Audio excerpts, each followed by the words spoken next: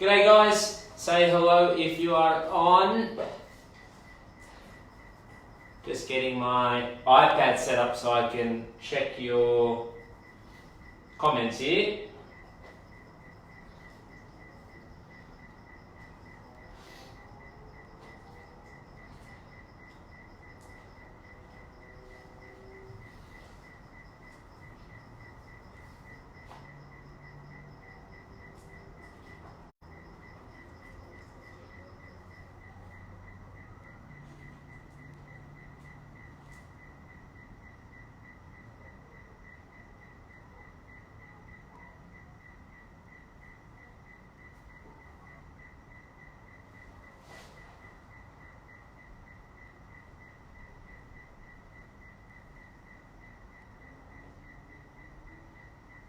We'll give it a couple of minutes here, everybody. Say hello if you're watching.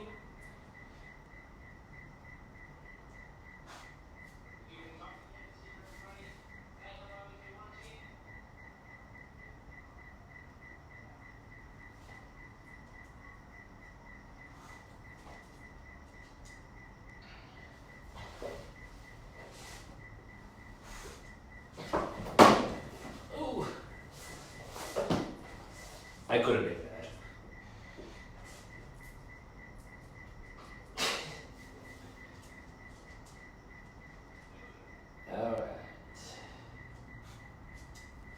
Alright, hello Andrea, hello Eileen, hello Kelsey, hello Nikki, hello Kate, hello Britt. We're going to give it a couple more minutes so you guys have a bit more of a chance to come on and watch. Thank you, Nikki. I did have a fantastically wild 30th birthday yesterday. No, it was nice. My girlfriend cooked me dinner, which was fantastic. We had ribs, so that was definitely the highlight. But apart from that, it was pretty much what we've been doing every other day. Staying in, watching a bit of Netflix, shooting some videos down at the gym for you guys. But it will be a 30th birthday that I don't really forget anytime soon.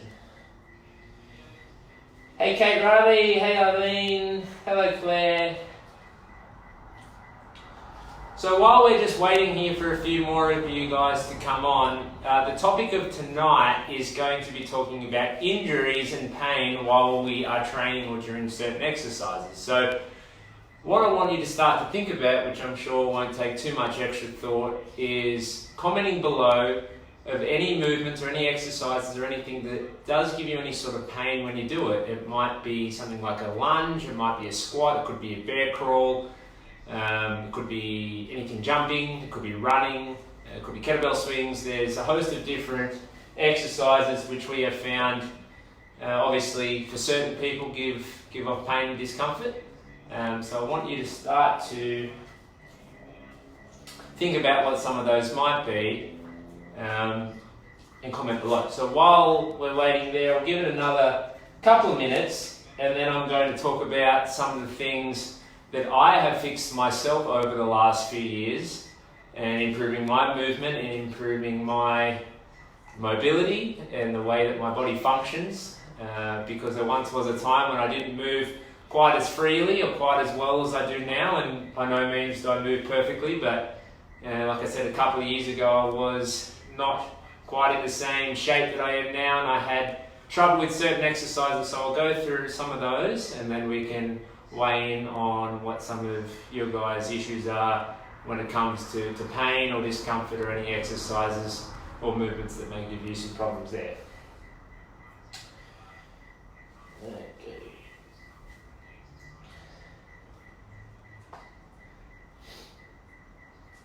G'day Amanda, hey Jody, Steve's on, hello everybody.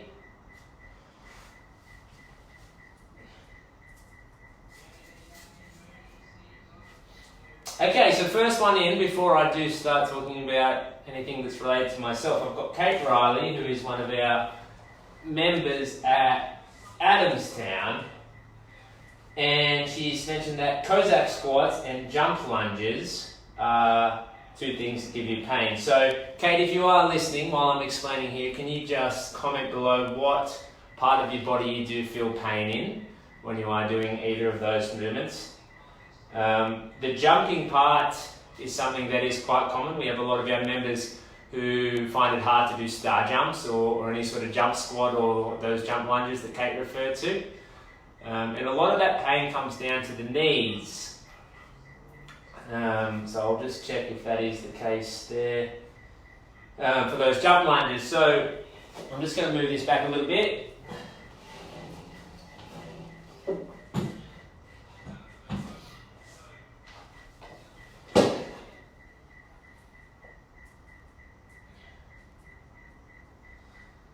Okay, so we'll talk about jump lunges here first. So what we're referring to there is when we are going into a lunge and we are jumping up and down this way. So when it comes to jump lunges there, like any sort of jumping movement, it is a lot of pressure on the lower body because we are not still and we are not in a stable position when we are performing the movement. Obviously we're up in the air and our body requires a certain amount of stability for our joints and for our body to be able to perform these movements without any sort of pain. So when we are jumping up and down, whether it be star jumps, whether it be jump lunges or jump squats, your body does not have as much stability as if it was still on the floor.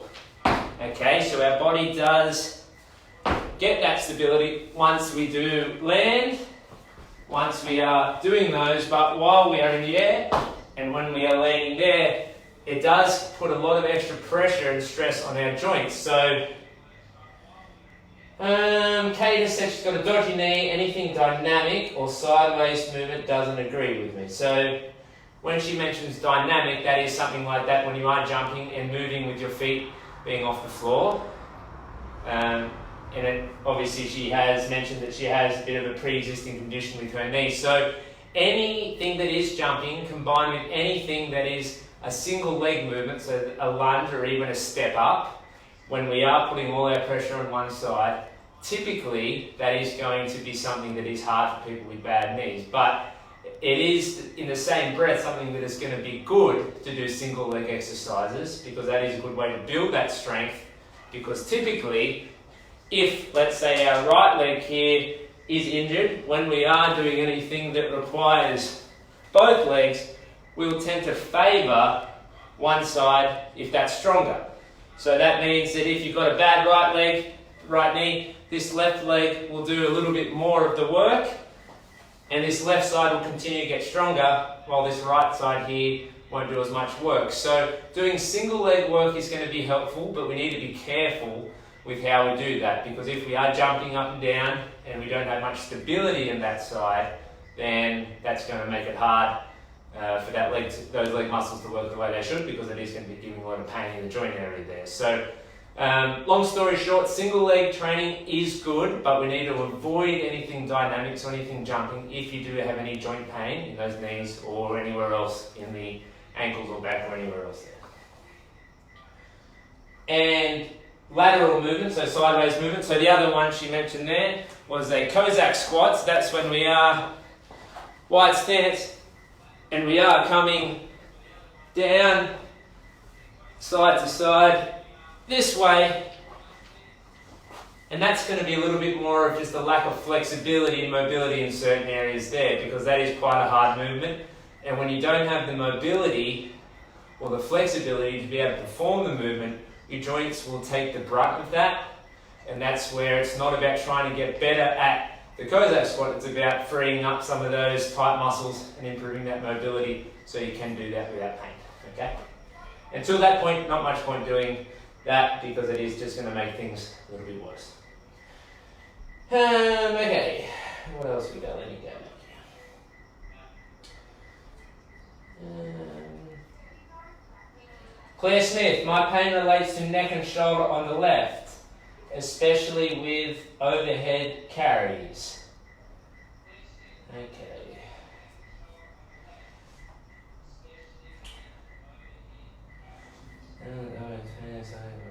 So I'm just going to wait, because a few people are talking about shoulder here. Nellie is talking about her dodgy shoulder here as well. Nikki McLaughlin, shoulder pain today with the tees, dips, shoulder taps. so it goes pain during the exercise but worse later. So my first question to all three of you guys is, have you seen someone about this? A physio or someone similar, chiropractor even, or an osteopath.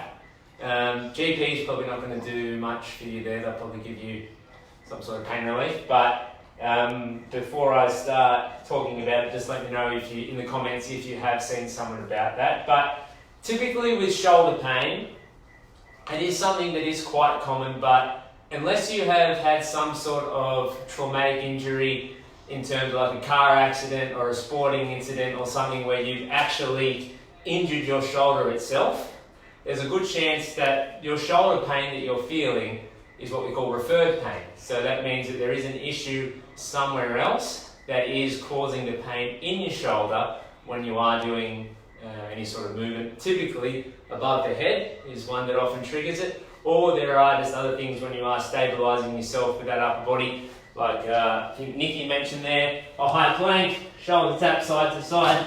When we are needing some stability in those shoulders to hold that body weight, that's when you will feel it. So, Claire, osteo, doing flexibility exercise. So, okay, typically, and this isn't all the time, and without obviously knowing exactly what it is for you guys, the issue isn't in the shoulder, it is in the middle of your back, so your thoracic spine. So your spine has three parts. Cervical spine is the top, thoracic spine is the middle, and your lumbar spine is down the bottom. Now, for just about everybody, myself included, we tend to have a little bit of a slouched posture. Okay, we do a lot of work on computers, we do a lot of work on our phones, we're sitting watching a lot of TV, we're driving, and if you can see from the side on there, you can see that my back is a little bit rounded there. And what happens there is your shoulders will actually slouch forward, and a lot of the time it's this immobility here, because we aren't in that tall position there, shoulders back and down like they should be, we are instead in this position like so. Now, what that means, when our shoulders are in this compromised position, if you look at this, and we try to lift something above our head, it doesn't want to go. If we are in that tall posture that we should be in, and we go above the head, that's going to go up a lot more easily. So when we are in that slouched position, we've got what we call a flexed spine. Our shoulders slouch forward. It shortens up all of these muscles on the front of our chest and the front of our shoulders. And that overhead position is often quite painful. Okay, so that's when, if you are doing an overhead carry there, I think it was Claire who mentioned that one, that can sometimes be painful because it isn't able to get up to that point there because we don't have that flexibility and mobility in the middle of our spine there. So sometimes when it comes to shoulder pain, we shouldn't necessarily be looking at improving flexibility in our shoulders, but looking at improving the flexibility and mobility in our thoracic spine. So, what have we got? Well, I did have a foam roller here, but foam rolling is something that is very good for that. And if you do roll the middle of your back there, that's going to help give a little bit more mobility. I'll have you, if you've got one of those, let me know, and I can send you a few other things to do on that.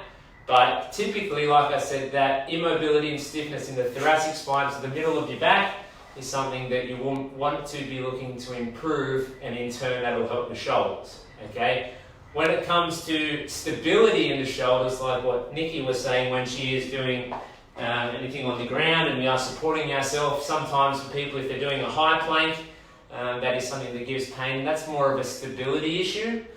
Stability is more how we do control those muscles, but before stability is the need to improve mobility. So again, long story short, focus on our thoracic spine, so the middle of our back, and once we get that a little bit more mobile, a little bit more free, then that should help your shoulders. That is something that myself, I've had to do a lot of work on a few years ago, and I'm still, like I said, not perfect. I had quite a pronounced slouch, but I do almost daily mobility work to try and improve that. and to the point where I can go up above the head quite easily, and it does, like I said, counter a lot of that movement that we do in front of our body on the phone or the computer, or I said watching telly or driving or whatever it may be. So we do need to reverse a lot of that by doing a lot of work on that thoracic spine.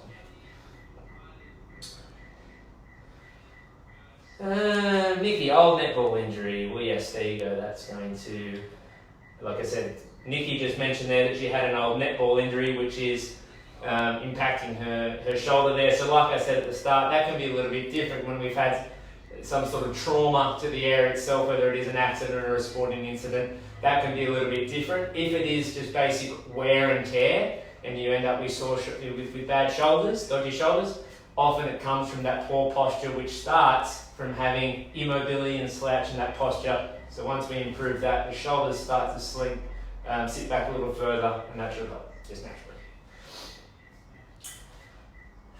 Clear, yes, that makes sense. My left shoulder is forward, so it must be straining on my left back shoulder. Yes, that would make sense. So if you do, it tends to be the more dominant side, not always, but if you do have one that is a little more dominant, because you do, obviously everyone has a preferred hand, if that one does slink forward because you're using that one more, a lot of these muscles on the front of your shoulder get overdeveloped, the ones on the back get underdeveloped. So again, it's about trying to get that posture improved, so then that in turn will have everything sitting back where it should. Okay.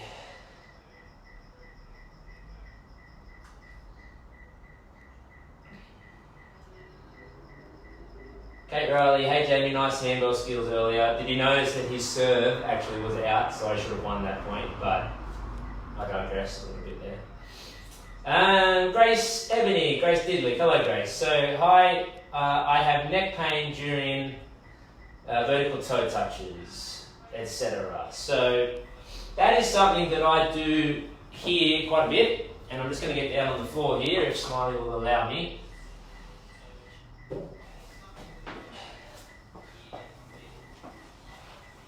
When we are on the floor and doing vertical toe touches, we do often see strain in that neck. So what we call that is neck flexion. Okay, so if we have too much neck flexion and we're trying to do these, instead of using our tummy muscles and our core muscles to perform each repetition, we are straining in our neck instead. Okay, so we want to try and keep a neutral position in our spine. And often when I have these in my session, I'm telling people to have eyes towards the roof. And the reason we want that is because when we're looking up, it tends to neutralize our spine.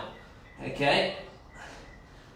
And we are not trying to pull ourselves up by our head. We are trying to use those core muscles, so that does require a little bit more, I guess, care and control, and just taking a bit more time if needed to make sure we do have a bit more of a flat spine, eyes up to the roof. And I think we do have some vertical toe touches on the program tomorrow, so that's a good time just to practice.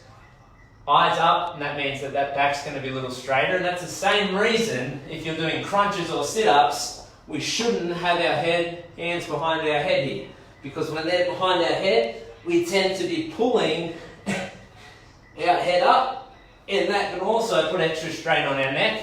Instead, hands can be up or by our side, and again, looking up, and that way we are going to be focusing on using our tummy muscles and not straining our neck. So I hope that helps. Okay.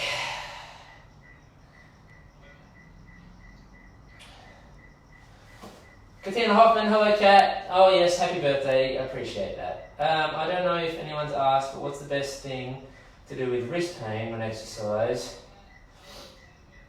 And anything to help with right neck. So right neck is typically just stiff neck. When it comes to wrist pain, is there a certain exercise or certain movement that gives you that wrist pain there? I know that at our active locations, we do have some people who get some wrist pain when we're holding a front rack position. So that is this one here. And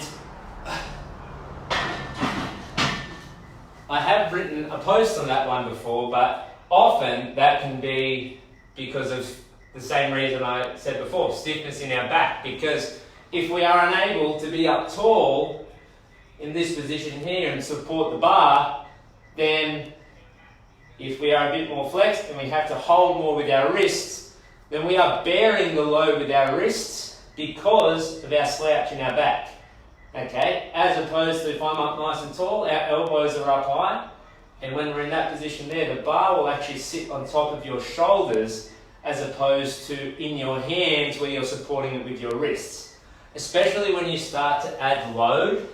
So when we've got some weight on top of that bar, if you're at 25 or 30 or 40 kilos, and if you're trying just to support that with your wrists and your arms, it's not going to be long until you do start to feel some discomfort and some pain there. So the same as what I mentioned before, focus on that mid-back flexibility and mobility, because the more upright we can be, chest high, elbows upright, the less we'll have to rely on our wrists to support that. Oh yeah, and you answered that. Mostly front racking if I'm holding myself up in planks.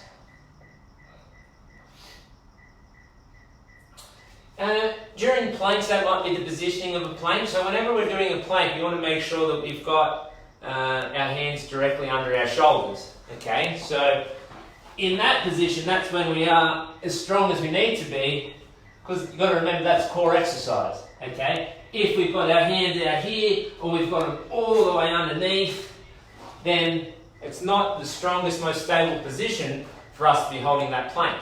Okay. Make sure they're right underneath our shoulders. And again, the same way as what I said to Grace with focusing on using the muscles we're aiming to use, the same for a plank. If you can't feel a plank in your core, then you've got your positioning wrong somewhere there.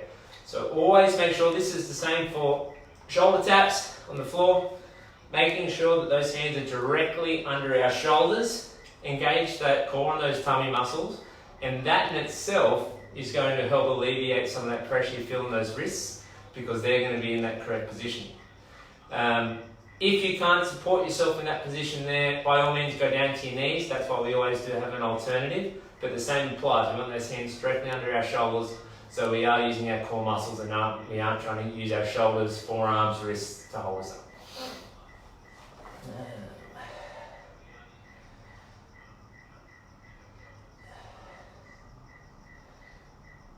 Grace, I find lateral side toe touch is probably the worst for neck pain. So that is exactly the same thing as what I said before, because when you're doing side to side toe touches, it can be very easy for you to try to touch your toes a little easier, and by moving your neck and trying to get that neck to do all that work, as opposed to being in that extended position, eyes up. And we are using these oblique muscles and these core muscles to move side to side.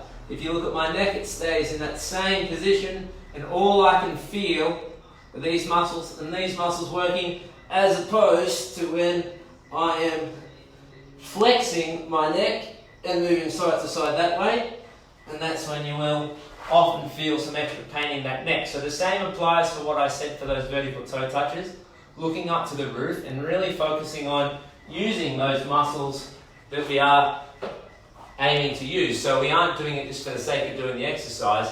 We are doing it to use those core muscles, and with those side, the ankle taps, I think you said, side toe touches, that is for our obliques, and then our obviously core muscles there as well. So knowing that before you do the exercise, and that's something that you can do for all exercise. We're not just doing it for the sake of getting the reps done and flying through them as quickly as we can.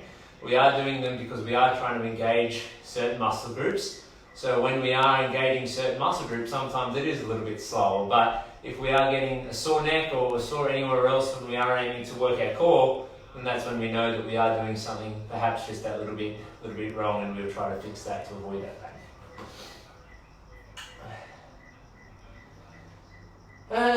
Okay. I'll do one more here for you guys because it is something that is a little bit common, which I was going to do for you here at the start. So, kettlebell swing. So something that is a staple at boot camp and in our active locations. If you haven't done a kettlebell swing, then you've probably been not attending as often as you should have. So something that I hear with kettlebell swings, and that we all hear, people's low back gets sore when we're doing a kettlebell swing. Okay, and often we do spend some time to try and help, but other times we will just substitute it out. But when we are doing a kettlebell swing, often what we do see is what we call a hyperextension in our lower back. So our bum goes out, and if you see, I've got that nice arch in that lower back, and this is what we do see, and it looks a little something like that. Now, even just doing a few reps there, I could feel that in my low back a bit. So what we are trying to do with kettlebell swing is neutralize our lower back, and I will explain how we're going to do this. So instead of seeing that big curve and having our butt stuck out, we flatten that out, and that becomes nice and straight. Looks a little more like this. Okay? Kettlebell swing, we are supposed to be feeling in the hamstrings and the glutes a little bit, not so much, if at all, in the lower back. So how we do go from that to this is easy. All we need to do is squeeze our glutes together. So we're back like this, big gap, I squeeze my bum, and all of a sudden I've got a flat back. If you don't believe me, hop up and try that one, back, up tall, and there we are. We keep those tummy muscles nice and tight, and we let that weight effectively swing there for us. So kettlebell swings, squeeze your bum, flex your tummy, nice straight back, and that in itself is going to help fix back pain probably 9 times out of 10. Again, there's sometimes other things that are at play, but a lot of the time it is just basic movement mechanics and basic postural muscles that we need to improve on to help out there. Okay, I've been talking for way too long here. Oh, Kristen's stuff. Hello, Kristen. Perfect, as this exercise also gives me back pain. Well, there you go. Well, I hope what I've just said there has helped. You're not the only one. And the same can actually be with squats as well. So maybe not so much with just the body weight squat, but if we are doing, say, a goblet squat, if we are sticking our bum out and we are getting into that squat, all that tension ends up in that lower back. Okay, so again, what we want to be doing, squeezing our butt, core nice and tight, and then we are just up and down this way, okay? So we don't need to stick our bum out. If you think about when you are just sitting down somewhere, you're not going to sit down like this. You will just sit up and down that way, and that is the same way that we want to be doing a squat. Okay guys, thank you for watching. I've spoken for way too long, but thank you for listening. Hope you got a little bit out of this. If you haven't watched this live and you do have any questions, post them in the comments and I'll be able to send you a message with some more information about any aches, pains or injuries or concerns you may have. Okay, thank you for watching guys. Have a great night.